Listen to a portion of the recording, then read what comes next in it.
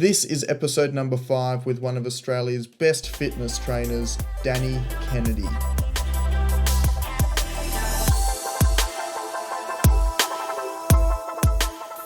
Hello and welcome. Thank you for tuning into the SOTA Process podcast today. I'm your host, Tom Evans. I'm a personal development and fitness fanatic with a passion for discovering concepts and tools that help us to own our mind, body and soul, as well as the processes we can implement to make us state of the art. If you're looking to make some positive changes, find your purpose and have an impact, this is the show for you. Thank you for spending some time with me today. Now let's define our greatness.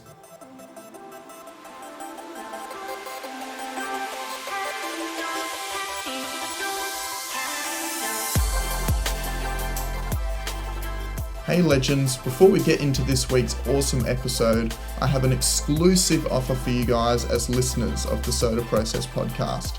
My dear friend and partner over at Fluxium have been setting the world on fire with graphic design. Now, I have a really special connection with Fluxium, guys, as he was the one that designed my epic podcast art. And it's pretty damn good, right? Like, it pops. So, if you need anything done that involves graphic design, Fluxium is the place to get it done. Whatever your needs, logos, shirts, websites, podcast art, you name it, the man can get it done for you. And right now, as listeners of this podcast, Fluxium has a very special offer for you guys.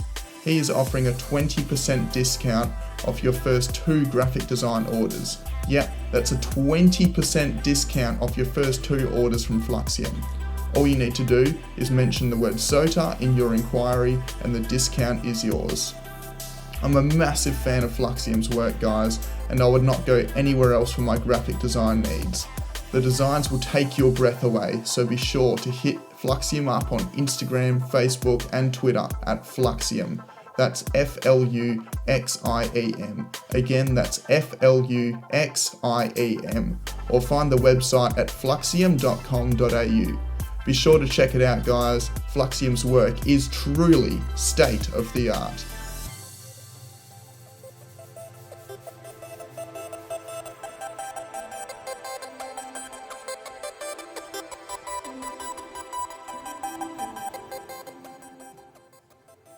Alright guys, I had the pleasure and honour of interviewing Danny Kennedy for this episode. I've been looking forward to meeting Danny for many years now, and I was fortunate enough to do it and even interview him at his room in Crown Towers in Perth, which was pretty damn epic. So yeah, a huge shout out for Dan for spending his time with me today. I highly recommend you view his content either at DJK Fitness on Instagram, his podcast, which is one of the best going around, not just in my opinion, but the iTunes charts will tell you the same, the Fitness and Lifestyle podcast, and also sign up to his email list where he sends out short, sharp and epic content. So you can find the subscription on his website, which is DK Fitness, I'm pretty sure. And yeah, he's just an awesome guy, like seriously. This was a bloody awesome episode as well, guys, so sit back, absorb this awesome chat I had with Dan, and go out there, define your greatness, and be state of the art.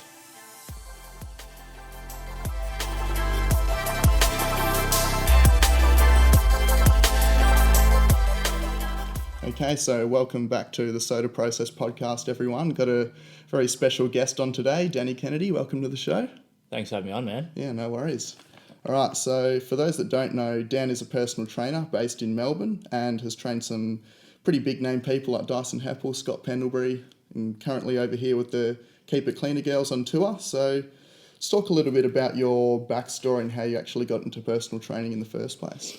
Yeah, firstly, thanks for having me on. Secondly, a bit about how I got into PT. I grew up in a country town in Victoria, playing predominantly football and basketball, and then once I was in year 12, a couple of years before that, I started out lifting in the gym, and initially didn't really like lifting that much. I was always probably more so leaning towards cardio. Like I just ran everywhere basically. Yeah. Did heaps of running and obviously playing footy and basketball, and then I needed to get a bit stronger, so got in the gym, hated it initially, and then really just fell in love with it. And then I just fell in love with lifting and and being in the gym pretty much. So at the time, I was not eating anywhere near enough. I was training ridiculous amounts for sport and being in the gym, and it was real skinny. But obviously, like I said, fell in love with the gym, and then while I was in year 12, I did my PT certificate just separate to year 12 online. So I did it by correspondence, and I just kind of did it just so I had it, basically. Like, I didn't know that I wanted to become a PT, or I didn't know what career path I wanted to do. I just wanted to make sure that I had that qualification, so if I wanted to, I could train people, because I saw the benefits of being in the gym, and if I could get other people to get that same feeling and that same change in their body and their mindset, then that's something that I would like to do. So I did that, finished year 12, and had just decided to quit basketball and focus on footy. And then literally a day or two later, I got an email or a call, I can't remember which one it was, basically asking me to come to Melbourne for basketball, or go to Melbourne for basketball full time for 2 years. So I did that. Within about a week, I was living in Melbourne, which I'd never intended on doing. I'd actually got into exercise and support science at Deakin University in Geelong, and I'd deferred that for 2 years. And while I was playing basketball in that process, I did a heap of my own research, went to a lot of seminars, was reading every magazine you could read about training and nutrition, and watching every video you could watch. And I just loved all that stuff. And then once I got to the end of the 2 years, I had an ankle reconstruction. So I'd had every intentions of sticking with basketball and trying to make it as a basketballer. And then this was a bit of a curveball. And in that process of recovery and rehab, I started PT, because before then I just had no time. And quickly kind of really enjoyed the business of personal training, and made the decision after a couple of months that I wouldn't go back to basketball, and I put all my focus into building my business and growing my PT company and helping as many people as I possibly could. So that was kind of what got me started. And then, since then, I obviously stepped into some online coaching as well, and ended up doing some physique competing, and now kind of really niched down with my PT and strength and conditioning business to working with people on predominantly strength and resistance training, a little bit of HIIT training as well. And over the off season in footy, I enjoy working with some football athletes and stuff like that, and basically any athlete, anyone who's willing to take their training serious enough to see results and actually stick to it and follow the process. I really enjoy working with, and then the online coaching has been unreal as well, probably predominantly doing nutrition on that side of things. Now the trainer with Keep It Cleaner, so over here in Perth at the moment with the girls, which has been really exciting.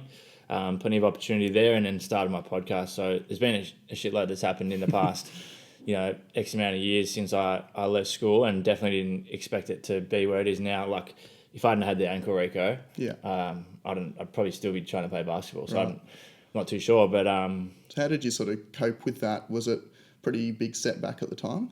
Oh shit, yeah. Like, I was devastated at the time. It was pretty depressing, really. Like, I went from pretty much training and playing basketball for hours, 2 to 3 hours a day, to doing nothing.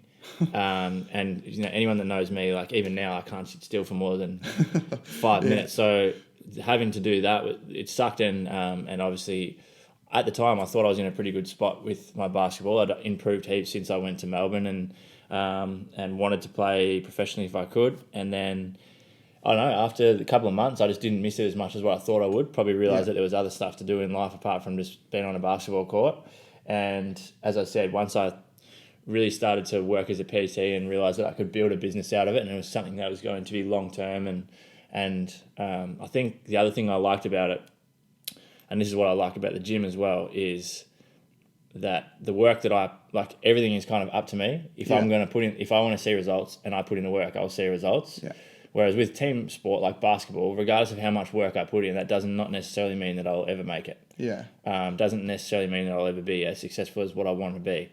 And I still love basketball and football, but I think that's what appealed to me about trying to build my business and spend more time in the gym, and that's what led me to do some of the physique comps and stuff like that. So but at the time it was pretty devastating. Yeah. And then, like I said, after a while I just didn't miss it as much as what I thought I did. And then it was a pretty big shock to everyone, really, that I quit, especially when I told my mum and dad that I was like, I'm not going to play basketball anymore. Yeah. But yeah, it was the right move. Yeah. So just on like the physique stuff, when you're competing for comps, how does your training differ to what it would when you're not really competing? To be honest, my training doesn't really differ much at all. It's more the macros and that Just sort of nutrition, thing. yeah. So, and I say this to most people, like a lot of people in their head think that if you want to lose fat, you need to train a certain way. If you want to gain muscle, you need to train a certain way. But really, you should be training pretty much exactly the same way. You should always be trying to focus on progressive overload with your big lifts, accessory working on your weaker areas or whatever.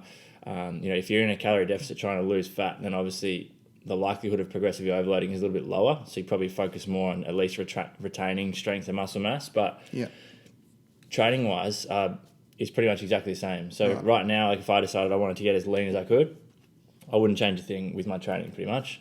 I'm doing between 5 and 6 strength / resistance days per week. Maybe I might just increase the volume a bit as the weeks go on in the deficit to try and get more energy expenditure. But all of my focus would just be then on making sure I'm in a calorie deficit consistently, sticking to that. And that's what's worked. Like the last couple of comps that I did, like I pretty much did no cardio at all. Yeah, well, that's what you spoke about in the podcast.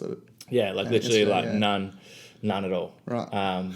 And I actually enjoy cardio. I enjoy going for runs and stuff. But when you're trying to get as lean as possible, once you reach a certain body fat percentage, you just genuinely don't feel that great. Your strength's pretty average. Your energy levels are average, and I'd rather put all my energy into the lifting, which is, in the end of the day, when you're competing as a physique competitor, you're getting on stage to look like a bodybuilder, not to look like a marathon runner. So if you're doing all this cardio and not much focus is going on lifting weights, then it doesn't really make a great deal of sense. So if I could get as lean as I could with no cardio, then that was what I was going to do, because that meant I had more energy to work throughout the day, to put energy and focus into my strength training and stuff like that. So that's what I did. Yeah.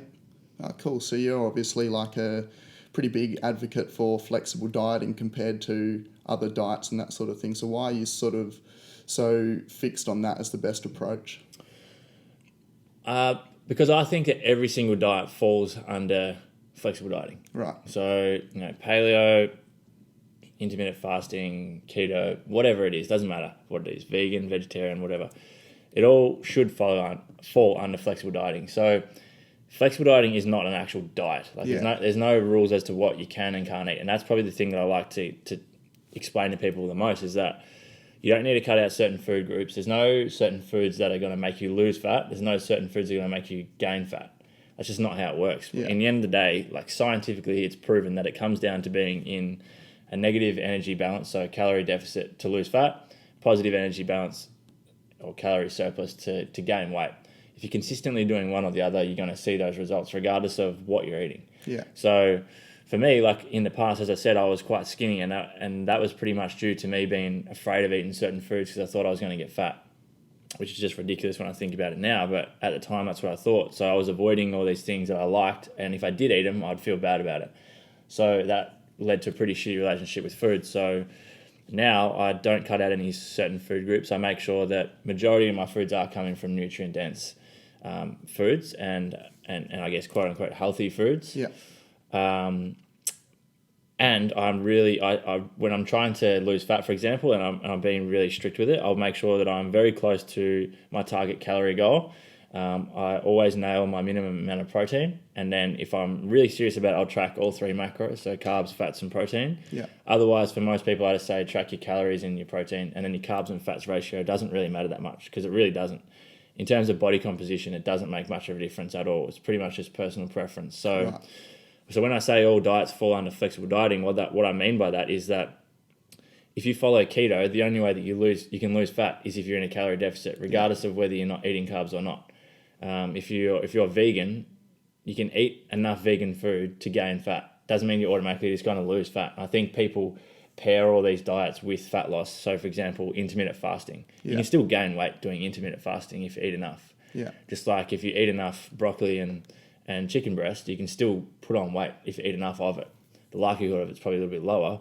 But there's nothing to say that eating a burger is going to make you gain fat if you're in a calorie deficit. It doesn't work like that. So, I think that way, by me teaching people that, they need to roughly know their numbers, like you would in anything. Like if if you've got a business, you'll know your numbers. If something's not working, you look at your numbers and see what needs to change, and then you alter it to make sure it does work.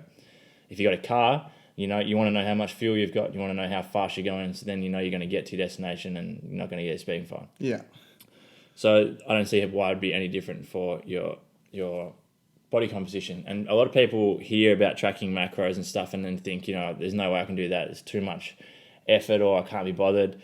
And I'm like, if you're actually serious about seeing results, it is a proven way that works every single time. And so it takes imagine a couple of minutes as well. Yeah, and I think the problem with nutrition is that there is so much information out there that everyone's confused. Yeah. Whereas imagine if you knew exactly how much you needed to eat to lose fat, exactly how much you need to eat to gain weight if that's what you wanted to do, or if you wanted to maintain your weight. And from there's no guesswork. It's a process that you follow, and then that's it. Right. There's no guesswork involved. Whereas most people, if you're eating, healthy, then you might get lean, but you don't know how you've gotten lean. Yeah. You can't just get lean from eating healthy foods. Like, healthy food still has calories. Yeah. So if you're eating too much of it, you'll gain fat. So I just try and take the guesswork out of seeing your results. So that's what I like to do when I work with clients, is teach them what I'm teaching them. Yeah. So then, it's not a great business model, but by the time that, a couple months in, if that, not even a couple months, 1 month in, they should know exactly what to do to achieve their result. Yeah. So then for the rest of their life, they're not questioning what they're doing to see certain results, or trying every different diet, every different workout to get a result, because they don't need to. Yeah. Yeah. So for someone who's just sort of started out tracking macros or something like that, how would they, first of all, find what their maintenance level is, and then how far under or over a calorie standard should they go if they want to lose weight or gain weight? So there's a couple of ways you can figure out how much or what your maintenance is. The easiest one is probably just using a macro calculator. You can find them online. I've got one on my site. There's thousands of them out there. But in the end of the day, that's going to give you a rough estimate. It's never going to be 100% spot on. If you want to get the most accurate way to figure out your maintenance intake, my suggestion would be to just download a calorie tracking app like MyFitnessPal. Spend a week tracking all of your meals. Don't change anything. Just eat like you normally would, and spend a week tracking everything. At the end of the week, see whether you've lost weight, gained weight, or maintained, and then you just get your average calories for the week. So if you've spent a week eating normally and you tracked it all and you haven't gained weight but you haven't lost any, you figure out what your average calories for the week were, and that's your maintenance. That is 100% what your maintenance is, because your body hasn't changed. From there, you just simply decide what your goal is. If you want to lose fat, you go into a deficit. For me, I recommend anywhere between probably 200 to 500 calories below that maintenance, and usually starting at the lower end, so around 200 below. So then you've got room to move, because most people, when they try and lose fat, just go from one extreme to the other. So eating like shit or not knowing what they're eating, to then eating stuff all. And it will work for a short period of time, but then you'll reach a plateau and you're pretty stuffed pretty much. Yeah. You either have to reduce more food, which most people can't really afford to do because they've already taken out so much, or you need to increase your energy output, which can be hard if you're doing a heap already anyway. And then to gain weight, it's the same thing, really. I'd go a little bit more conservative if you're trying to gain weight and gain muscle. So you obviously need to go above your maintenance, but anywhere between 100 and 500 above. Again, starting at the lower end, and then you can always move. You can always add them in as you go, depending on how quickly you want to gain weight. Okay. And obviously progressive overload is something you're pretty big on, and the science obviously backs it up as well. And you can do it by increasing reps, sets, that sort of thing. But have you got like a specific way you would go about doing it? Like, is there something that you find works better by either increasing sets or something that works for you? Yeah, it depends what the goal is, I guess. So if someone's goal is to gain strength, then obviously their rep ranges that they're trying to overload are going to be different to someone that just wants to build muscle mass. Yeah. For me, like, let's say, for example, someone wants to gain, if they're working in a hypertrophy phase and they're working, let's say, between sets of 8 to 10, I would usually go with just weight, increasing weight by small increments. So if you're doing this week 3 sets of incline dumbbell press and you're doing it with 30 kilo dumbbells and you get 3 sets of 10, then the next week I'd go to 32 and a halves and see how you go with getting 3 sets of 10. If you don't get it, you might get 10, 9, and then 8. Yeah. Stay at 32s until you get 3 sets of 10 and then go up to 35s, and then you repeat that process over and over and over again. That's probably the most simple way. With exercises, let's say, for example, pull-ups. pull-ups are quite a hard exercise to do, and the only way to get better at them is to do more of them. There are exercises that you can do, such as pull-downs and bicep curls and stuff, to accessory exercises to help your strength. But for most people, I would say you need to be doing them quite frequently. So let's say 3 times per week. If at the moment you can only do, let's say 5 pull-ups max, I would start off by doing 3 sets of 3 or 4 reps, and you have to get the amount of reps on all 3 sets. Once you can get, let's say, 3 sets of 4, then you bump it up to 5 until you can get 3 sets of 5. Then you just keep adding reps until you reach a point where you're doing, say, sets of 15. Right. You might get to sets of 15 if you're doing it quite frequently and getting quite strong. Then you've got a couple of options. You can then either increase sets, so then you're doing more reps but without having to do sets of 20, which just gets to a point where you're not really getting as much benefit as you could. Or you could add weight and drop the reps right back down to 5 or 6 and then gradually build up from there. But it all does depend on what your goal is as well. Like I said, whether it's strength, power, hypertrophy, whatever it is, endurance, that's what's going to predict what the best form of overload is. But I think for most people, it's either more reps or weight. Right. And then once you reach a point where it's just too many reps, or you can't go heavier, or you don't want to go heavier, then you might add in sets. Okay. Another thing, I actually work at a chemist and sort of work in the slimming and protein aisle and that sort of thing. And I get a lot of questions from people all the time about weight loss supplements, and they say which one's sort of the best. And a lot of the time I say, well, it's a supplement, like it's called a supplement for a reason. It supplements your weight loss tactic, whether you're eating less or that sort of thing. But they just want something that's just going to help them without having to do the work. Quick fix. So what is like your views on these weight loss supplements? Is it just as easy as tracking your macros and going in a deficit, or do these things definitely help? No, not really. The short answer is no, they don't really. They're not going to do anything that... Yeah, I think whenever someone asks about any form of supplement, the first thing, as you've already mentioned, is what I would say is that if your goal is fat loss, then before you even think about supplements, make sure you're eating in a calorie deficit. You've got a structured training program that's actually going to be effective and suitable to you and your lifestyle. Make sure you're drinking enough water and sleeping enough, and then worry about supplements. And let's say for example, the most common ones are your fat burners and then your weight loss shakes. Yeah.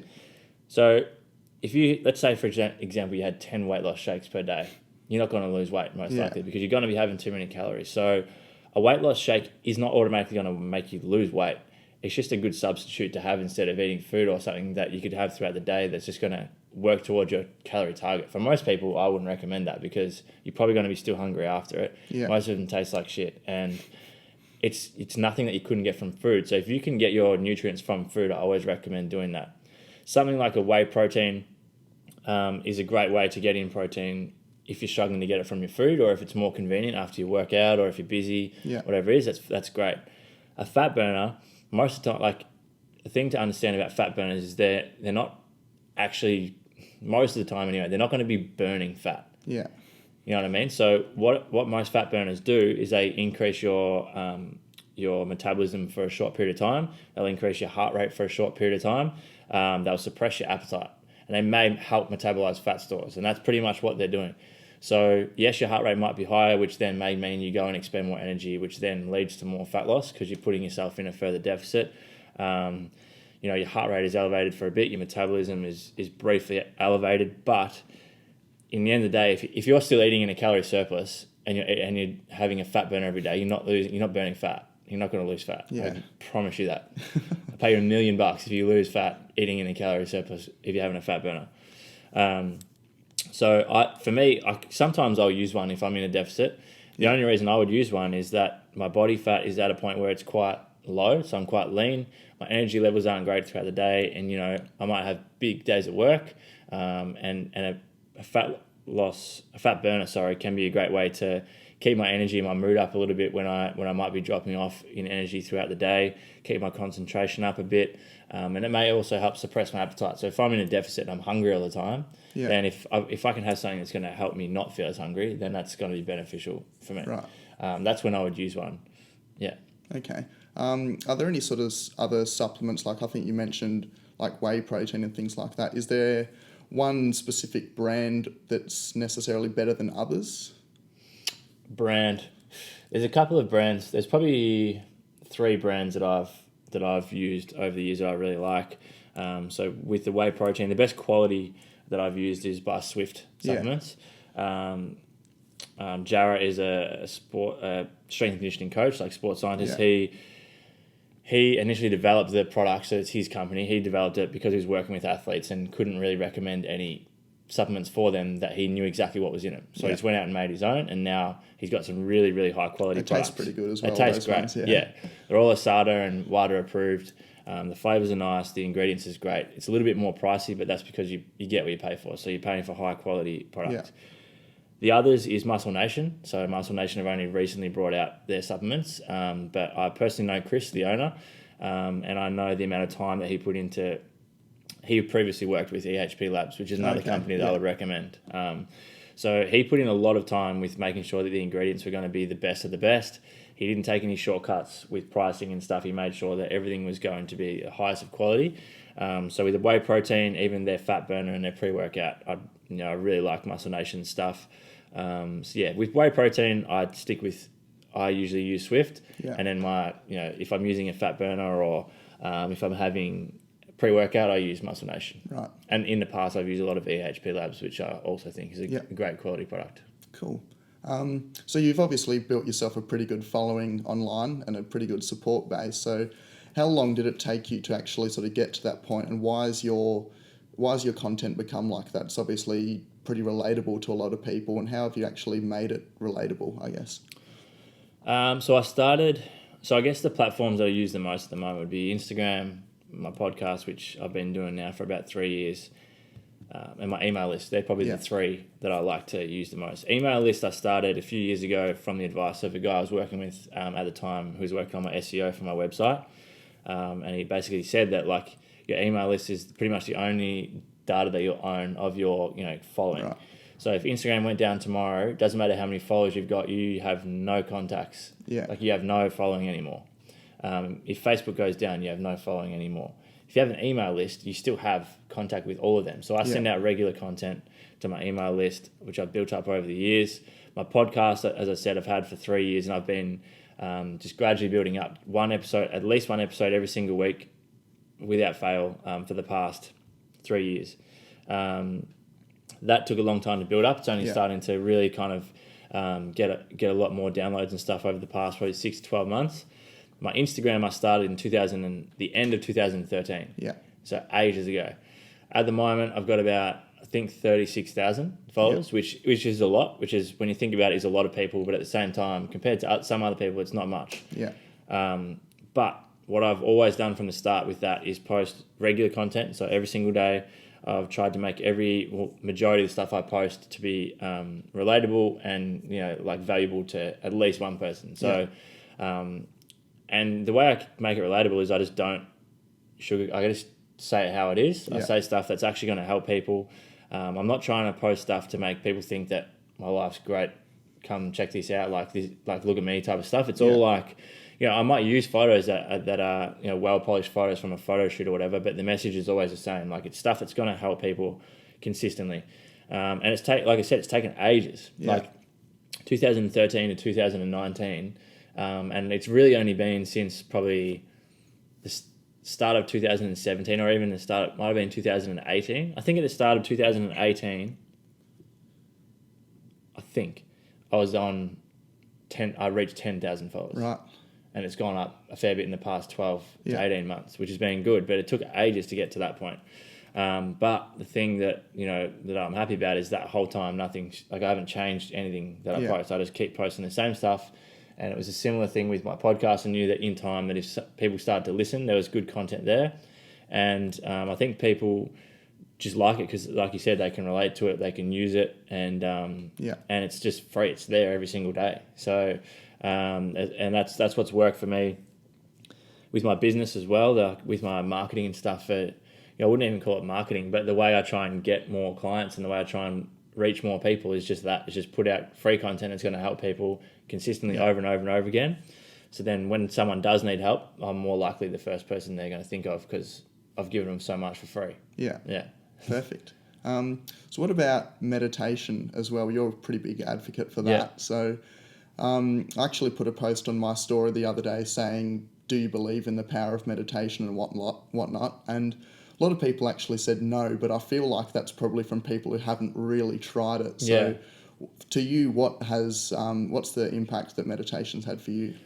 Yeah, it's been huge. Like I was very similar before I tried it. Like I probably would have knocked it as well, because like I said at the start of the show, I can barely sit still.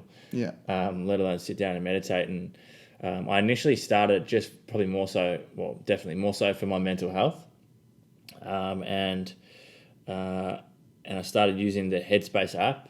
And at the start of 2017, I said to myself, I made it a goal for that year to meditate every single day, regardless of how long it was.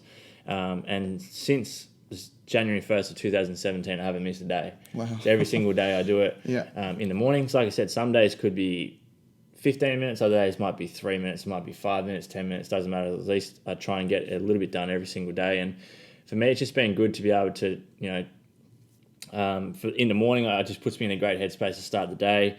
If I'm overwhelmed during the day, it's great to kind of stop for a minute and become more present again, and catch get your breath back, and focus on your breathing, and kind of take a step back from everything that's going on, because most people just have a lot of stuff going on, whether it be work, family life, relationship, your own stuff, whatever it is. And with your phone, I don't think it's a bad thing that people are on their phones more, because that's just the way everything's going. If you're not, then you're going to fall behind. Yeah. But in saying that, it is pretty consuming. So there's always stuff, there's always notifications coming up, there's always emails or calls or messages and stuff that can just distract you from what you're trying to do, but it can also just burn you out pretty quick. Yeah. And have a negative impact on your mental health.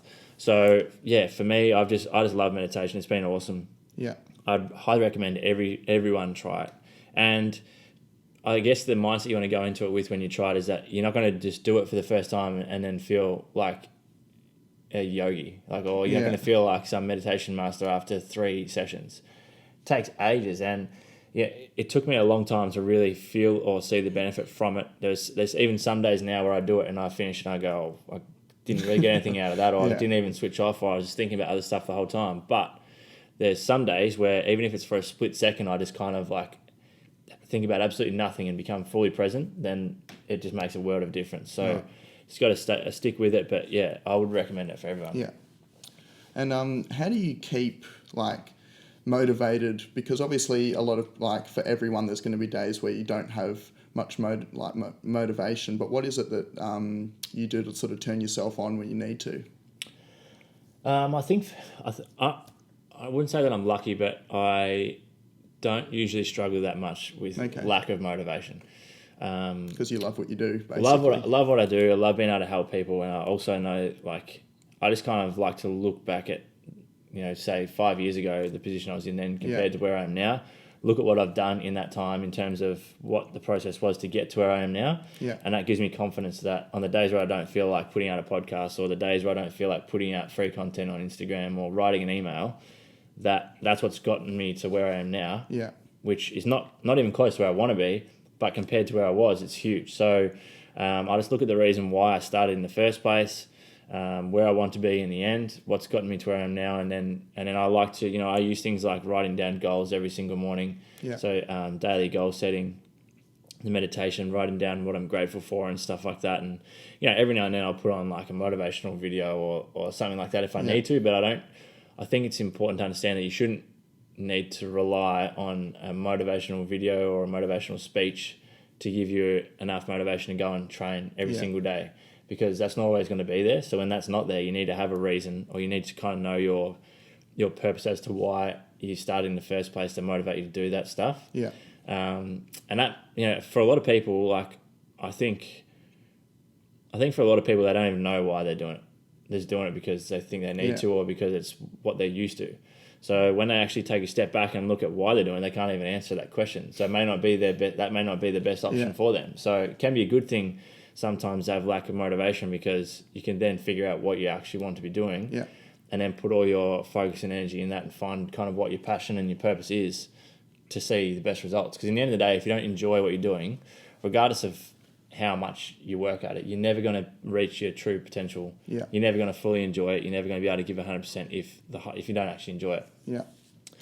So that's probably a few things I like to do, and And every now and then just take a break as well. Like, So is that what the LA trip was like? You do that sort of every year? Yeah, I do that every year. Like the LA trip usually for me is to go and work on my online coaching business, give myself more time, because when I'm in Melbourne or whatever, I just have stuff on all the time with work. So it's hard to really put in productive time to actually, brainstorming new ideas and just getting stuff done and being productive. So LA is great for that. I love the weather over there. I hate cold weather in Melbourne. And it's just a motivating place to train and to network. And I go and do some podcasts with people over there as well. So that's the purpose of going over there. But yeah, if you've been training, it might be time for a deload with your training. It might be time for a week where you just step back and don't do as much training for the week and maybe increase your calories if you're not eating much, just to try and get that motivation back and give yourself a bit of a rest. I used to never do that, but now I understand that it's important to do that every now and then. Sometimes less is more. So if you're just burning the candle at both ends, then eventually you're going to reach a point where you aren't motivated, where you can't be bothered, and your results are going to be shit anyway. So if you just take a step back, have a rest, reassess, maybe do something different for a week, or just reduce your overall load or what you usually do, and then fire back up and then go again the next week, most of the time, that's quite helpful. Sweet. Okay, so before I ask my last questions, where can people find you online? Online, the best places to find me, I would probably just say is either my podcast, which is called the Fitness and Lifestyle Podcast on iTunes and Spotify, or my Instagram, which is just at DJK Fitness, and then links to my website and stuff are on both of those. But that's where I'm putting out the most content, and you can find my email list, which is free on there as well. Yeah, I'll probably put those in the show notes. Cool. So the slogan for SOTA is define your greatness. So in your words, what is your definition of greatness? My definition of greatness, I think for everyone, for me anyway, is waking up every single day and going to sleep every single night knowing that day you've done everything that you possibly can to better yourself and level up. And that doesn't mean that you're ever going to be the best or you're ever going to be the greatest, but you're going to be the best version of yourself. And I think if everyone can be doing that, everyone would be far happier about themselves, get a lot more done, and it's inspiring to see other people do that. So for me, I just like to know that at the end of every day, that regardless of how I place compared to other people, that I've done everything I can to be the best version of me. Yeah, love it. So SOTA stands for state of the art, and I've picked you to come on this podcast because I believe you are someone who is state of the art. So thank you. I think you almost kind of explained it in the last question, but to you, what does it mean to be state of the art? Yeah, I think it's just that. I think you should be, regardless of whether it's a good day or a bad day, regardless of who you're with, whether you're on camera on Instagram or whether you're by yourself. I think if you're giving 110% in everything that you do, and that everything is of the best quality. Like I don't necessarily read that much anymore, and I never was a big reader, but I've read a handful of books that have really kind of like impacted me a lot. And one of them was by Robin Sharma, or a few of them have been by Robin Sharma. And he has this theory that everything you touch should turn to gold. So regardless of whether you're a cleaner, whether you're the bloody president of the United States, or whether you're just the average Joe that rocks up to his job every day, regardless of what it is, that you should be the absolute best at everything you do in terms of your productivity and what it's exactly how it sounds. Everything you touch should turn to gold. If you can do that, like I said, regardless of what it is, then you will be, state of the art and the best at what you do. Awesome. Well, thank you very much for coming on the show today. Absolute pleasure. Thanks for having me on. No worries.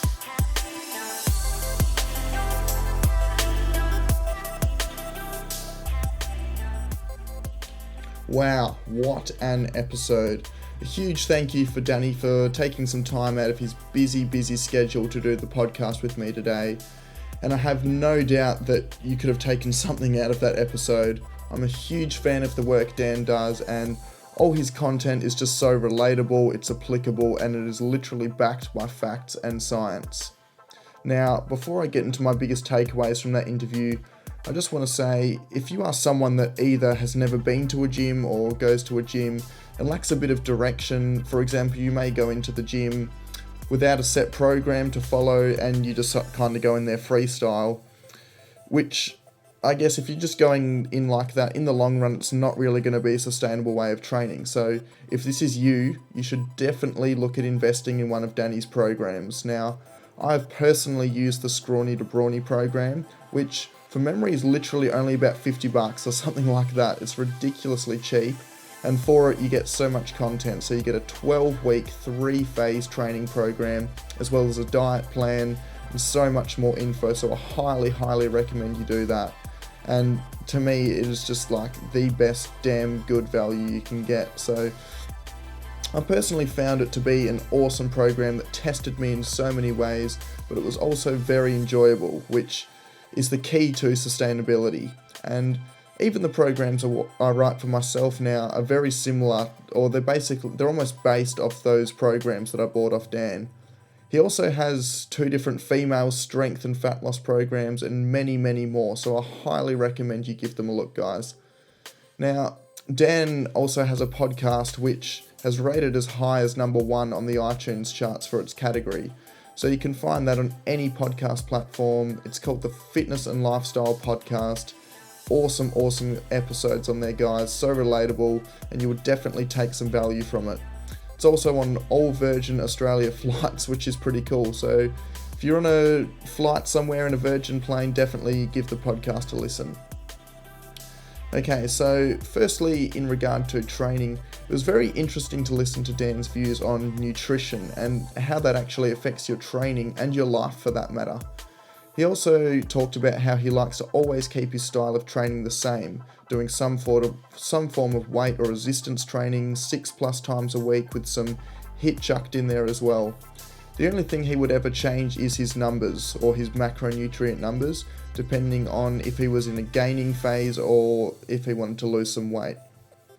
We also talked about the importance of progressive overload and the best ways to do this. And there's many, many different ways to do it, and progressive overload is literally key to seeing success. Your body won't change unless you give it a reason to change. That's part of our epigenetics as a human. Our epigenetics are structured for us to adapt to our environment. Therefore, you must give it a reason to change, and it will. Dan also noted that weight loss supplements are rubbish and are basically a complete waste of time. You are much better off aiming for a calorie deficit, which we also discussed, and you can go back and basically find out how you can get your maintenance level and then either cut or gain to suit. Another thing that stood out to me was Dan's passion for meditation. He is self-admittedly the last person you'd think that would be into meditation, but for him it has literally been a game changer. As you would know, meditation is something that I'm quite big on myself, as well as gratitude and goal setting, which I do every day in the journal that you've probably seen on my Instagram story. And I actually got that inspiration from Dan. I actually saw him put that on his story and thought, well, that's actually not a bad idea. I've also read it in a few books, like Robin Sharma's books, about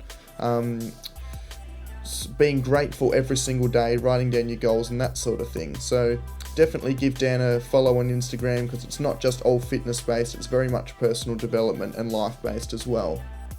And probably one of the biggest takeaways for me was how Dan plays the long game.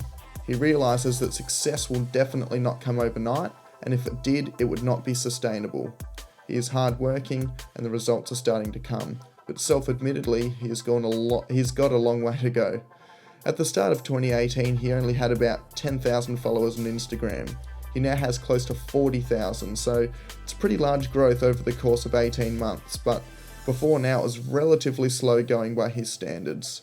But he has stuck through, trusted himself, trusted the process, never quit, and he is now reaping the benefits and the rewards. I also loved the way he talked about Robin Sharma's analogy about how everything you touch should turn to gold. Dan and I are obviously both big believers that everything you touch should turn to gold, or to put it more simply, you should strive to be your best at everything. Really, that is the essence of being state of the art. Never do anything half-heartedly, and always strive to be the best version of you. It was an absolute honour to speak to Danny for this episode. I'm so pumped to get this out to you guys, and I'm sure it definitely will not be the last episode we do together. I've got some big things planned too, so expect some more great interviews coming your way. And if there's anyone you'd like me to get a hold of for a chat, please let me know. Message me on social media, send me an email, wherever, get in contact and let me know who you'd like me to interview next. I'm always up for suggestions, so that's it for this episode, guys. Now go out there, define your greatness, and be state of the art.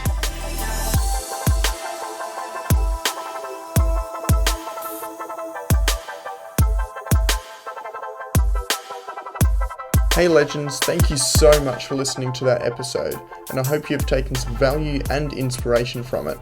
Now, if you could just do me one small favour, I would greatly appreciate it. Please share this episode with a friend, or maybe a family member, or whoever. Let's spread the word on how you can make yourself state of the art.